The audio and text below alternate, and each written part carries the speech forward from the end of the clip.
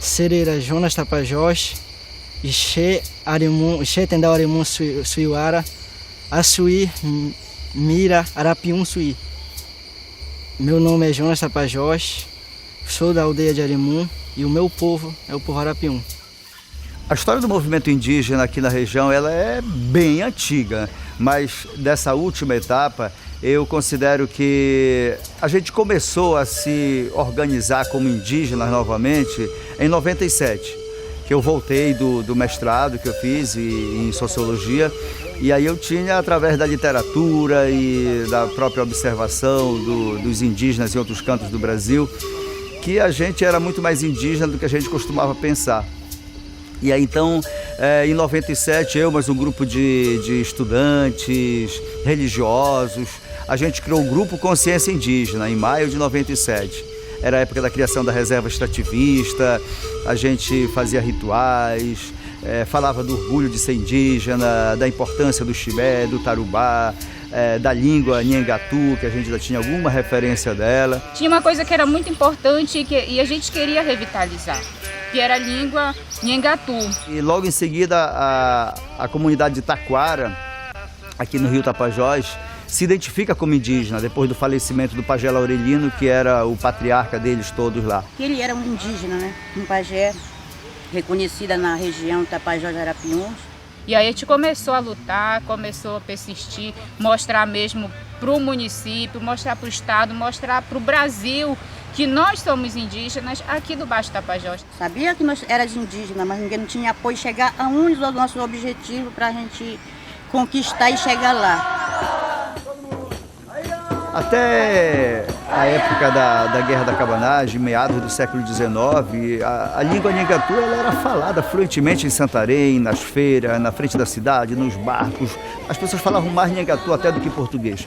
Foi depois da repressão à cabanagem, já que quem mais lutou na Guerra da Cabanagem foram os tapuios, ou seja, os indígenas, que praticamente o Nhengatu ele começa a cair em desuso devido à repressão.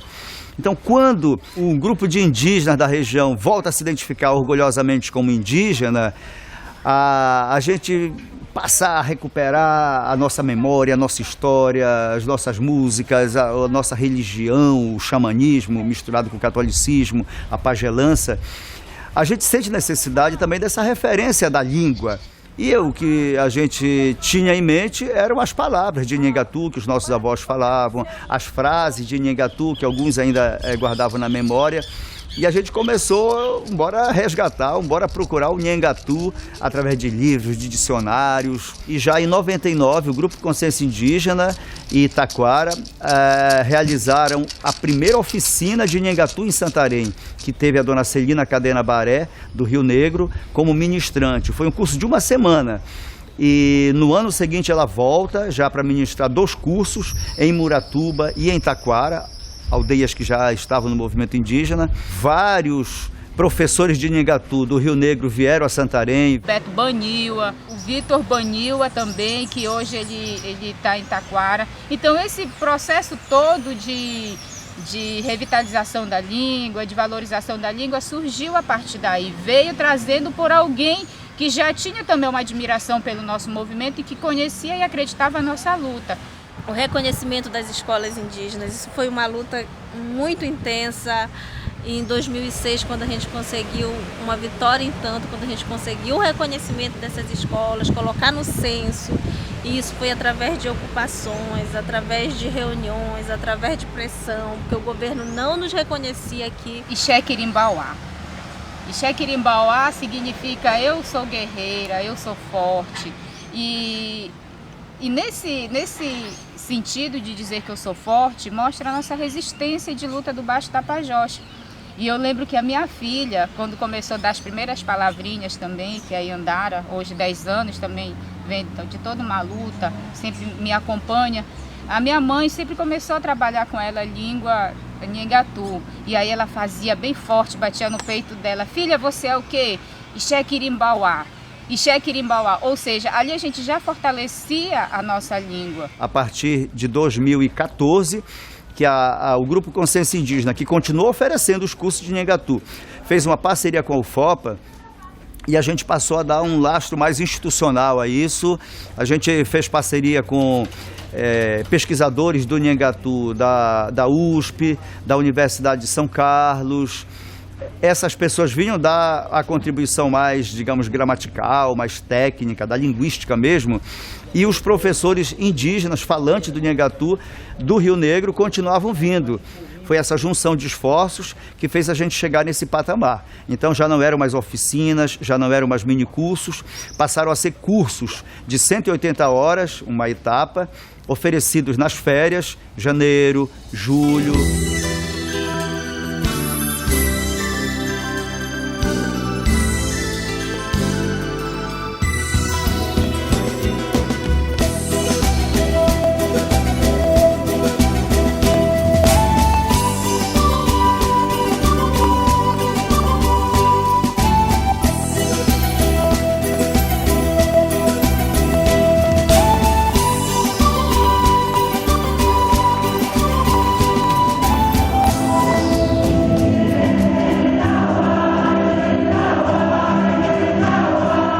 Aí a gente começou a ter aqui uma parceria com a universidade. E aí foi que a gente conheceu outros professores, né? Nunca pensei em trabalhar assim com a língua, ensinando para alguém, escrevendo como é que se faz as coisas.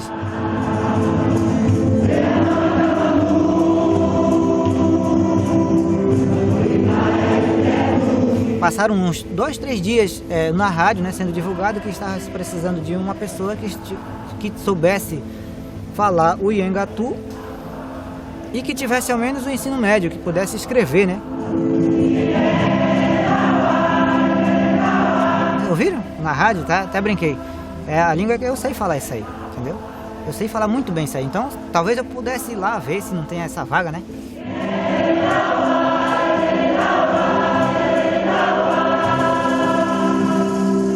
Ninho Irapuru, foi qual mãe, hein?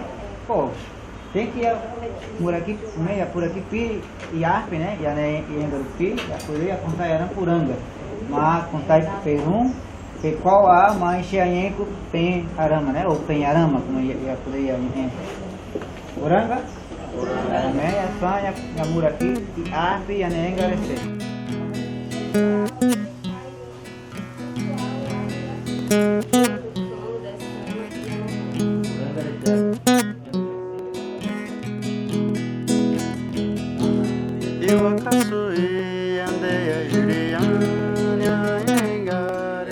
Os indígenas do Baixo Tapajós, eles conseguem fazer um levantamento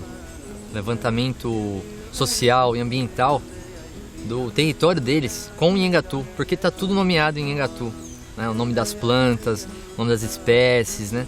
Então é uma forma de se apoderar ainda mais do território deles. A língua ela tem esse poder de resgatar e nos tornar autônomos dentro daquilo da luta que nós vemos travando dentro da sociedade, essa luta silenciosa que só quem sabe é quem bate de frente mesmo.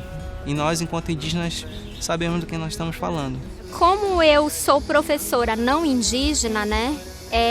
Eu uso até mesmo nos meus trabalhos acadêmicos. Como eu estou fazendo o TCC agora com educação indígena, então eu estou utilizando o curso de Nhengatu, a língua indígena, no meu TCC. Eu trabalho em parceria com os professores da língua na escola. Então, me leva a contribuir muito na transmissão desse conhecimento para os nossos alunos das nossas escolas, das séries iniciais até do avançado.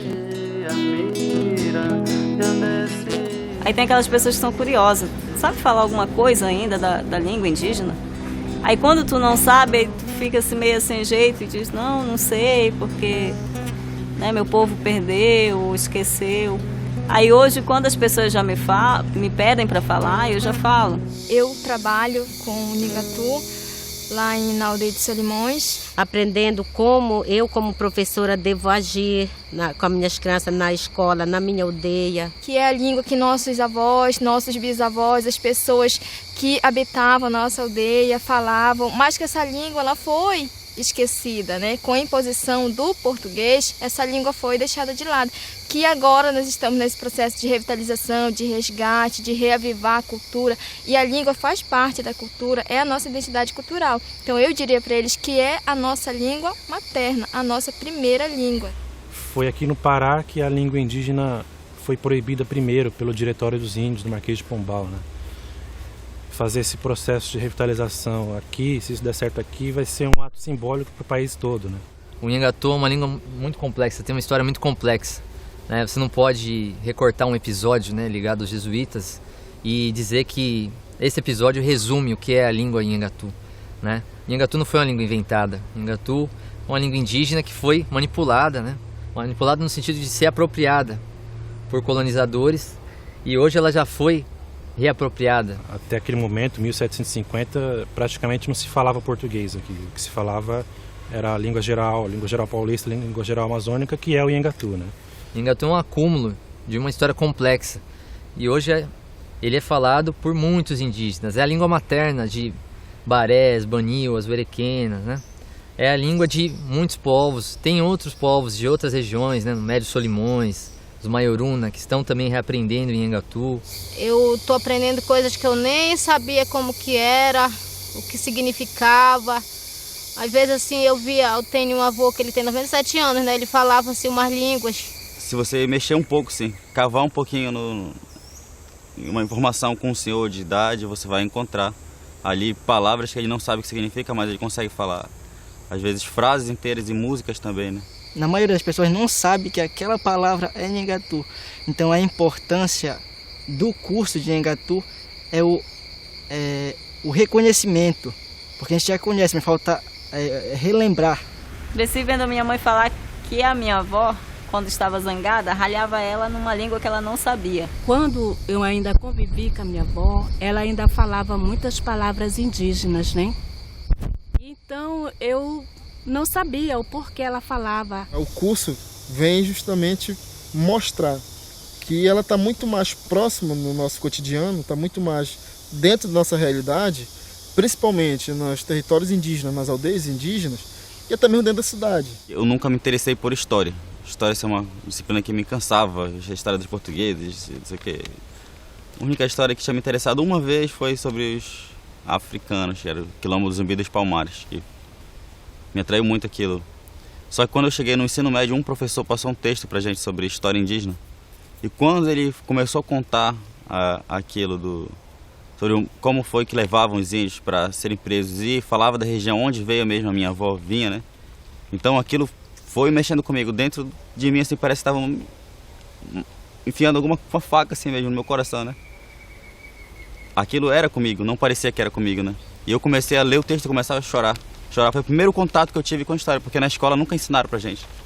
Na escola eles nunca disseram como foi, por que a gente perdeu a nossa língua, como eles trouxeram a gente pra cidade, por que a gente veio acabar aqui falando português hoje. Ninguém nunca disse.